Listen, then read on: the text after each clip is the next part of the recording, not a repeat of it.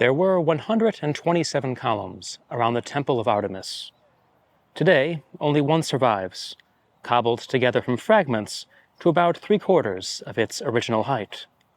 The rest of the site is a ruin field from which fragments of marble protrude. Otherwise, there's little left to show that a wonder of the ancient world stood here. Like all the Greek gods and goddesses, Artemis had many forms. Though most often worshipped as a youthful huntress, the guardian of wild places, she was also identified with Selene, whose crown was the crescent of the moon, and with Hecate, the queen of ghosts. In her various forms, the goddess was revered at countless temples and shrines. The most famous of these was also the most spectacular of all Greek sanctuaries, the Temple of Artemis at Ephesus.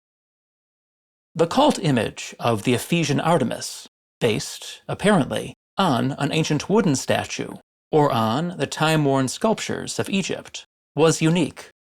It stood rigid as a column, the serene face framed by cascades of earrings and a towering crown. The torso bulged with dozens of protuberances, possibly breasts, but more likely meant to represent bull testicles or bags filled with offerings. This was Artemis as seen from the east, in the guise of an Anatolian mother goddess. The first temple of Artemis at Ephesus rose in the 8th century BC on a site that had long been sacred. After this structure was destroyed by a flood, a far more magnificent temple rose in its place, financed by the proverbially wealthy Lydian king Croesus. The colossal new temple, the first in the Greek world to be built entirely of marble, was ringed by a forest of 40-foot columns. The bases of some columns were decorated with vividly painted reliefs, which must have shimmered through the clouds of smoke and incense drifting from the great altar. For 2 centuries, the temple built by Croesus drew crowds of pilgrims and visitors. But in 356 BC, on the very day it was later said that Alexander the Great was born in Macedon, it was burned to the ground by a madman named Herostratus, who wanted to be remembered forever. Or so the Ephesians claimed. Marble buildings are not easy to burn, and some scholars suspect that the priests, aware that the temple's foundations had settled beyond repair, set the fire themselves. The site was cleared, and a new temple, even more magnificent than its predecessor, was begun. Construction was well underway by the time Alexander the Great added Ephesus to his expanding empire. The conqueror offered to pay for the temple's completion if the Ephesians would inscribe his name on the pediment. The offer was politely declined. Work continued for more than a century. Long before it was done, the temple was recognized as a wonder of the world.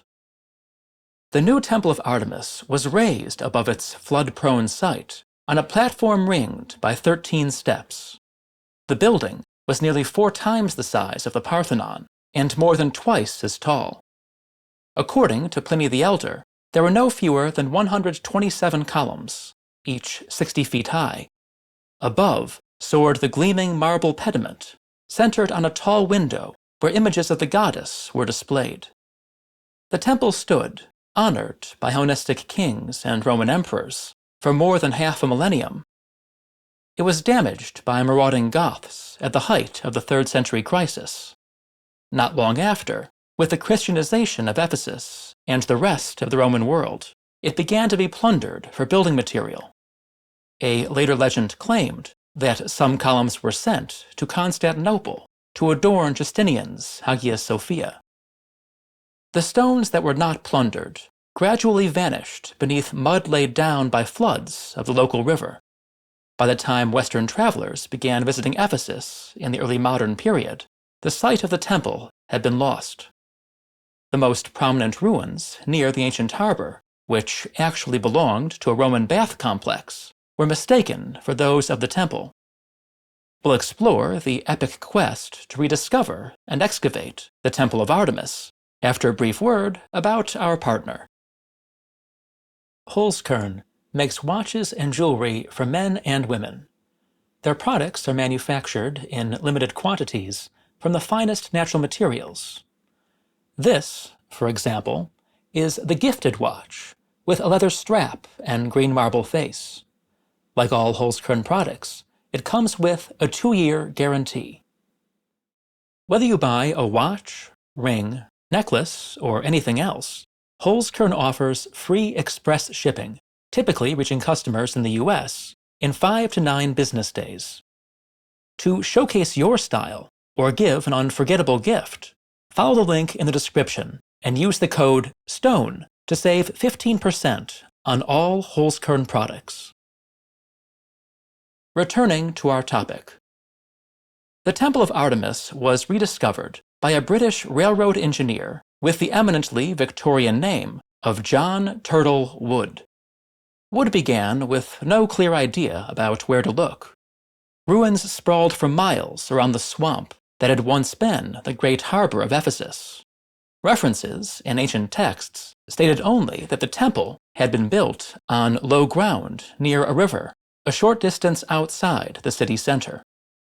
At first, Wood dug almost randomly, sinking a series of test pits at various points around the city. He found inscriptions and tombs, but nothing that pointed the way to the temple. Pit by pit, year after year, despite frequent bouts of malaria and setbacks ranging from a broken collarbone to murderous bandits, Wood soldiered on. He began to excavate in the city theater, hoping against hope for a clue to the temple's whereabouts. Incredibly, he found one. On one of the parados walls was a long inscription from the reign of Trajan, which described a procession from the theater to the Temple of Artemis. The processional route had been circular, exiting from one of the main city gates and entering through the other. If he dug from those gates, Wood reasoned, he would eventually reach the temple. He concentrated on the road leading from the Magnesian Gate, which he found to have been lined with thousands of tombs. After 2 years, just as the last of his money ran out, his workmen found a wall of massive blocks and an inscription identifying it as the precinct of the Temple of Artemis. On the final day of December 1869, 6 years after the search began, they struck the first stones of the temple itself.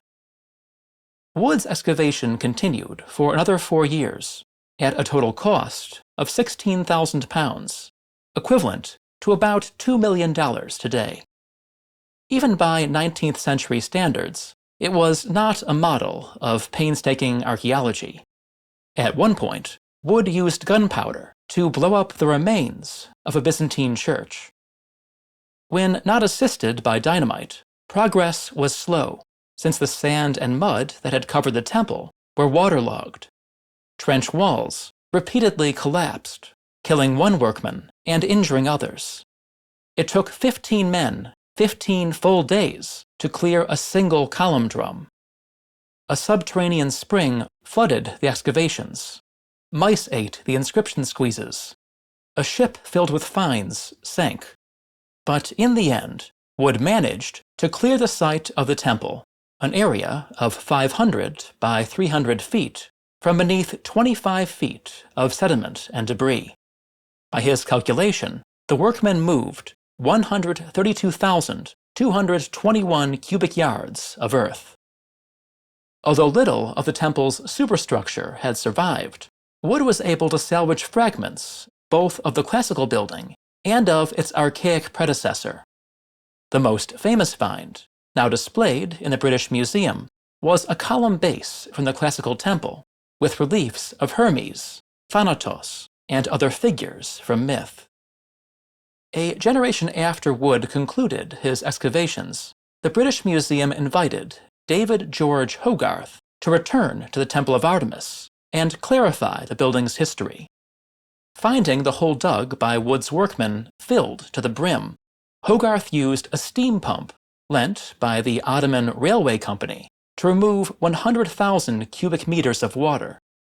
Even after the pool had been drained, his workmen had to spend every morning pumping the previous night's seepage so that they could dig, thigh-deep in mud, all afternoon. Beneath the muck, Hogarth discovered the foundation deposit of the archaic temple, buried in the time of Croesus. Almost as soon as the first finds surfaced, however, the winter rains set in, and the nights turned cold enough to freeze the pools in which the workmen toiled. Hogarth had to wait until spring to recover the rest of the treasure: fistfuls of electrum coins, earrings and scarabs of precious metal, and upwards of 1,000 gemstones. Since 1965, the Austrian Archaeological Institute has continued work on the site of the Artemision, revealing, among much else, the original temple of the 8th century BC. In 1973, the Austrians re-erected a single incomplete column pieced together from fragments found around the site. It stands sentinel over the puddles and broken stones that mark the site of the Temple of Artemis at Ephesus. For a tour of the temple's remains, follow the link on screen and in the description. You can learn Coptic, the language of the pharaohs, with Dr. Lydia Bremer-McCollum at the Religion Department, an online learning platform associated with the Religion for Breakfast channel. Follow the link in the description to learn more. You'll also find links in the description for my Spring 2026 group tours, the Roman ruins of Spain, and In the Footsteps of Alexander. Please check out the Tonestone Patreon. Don't forget my other channels, Tonestone Footnotes and Scenic Routes to the Past. And, as always, thanks for watching.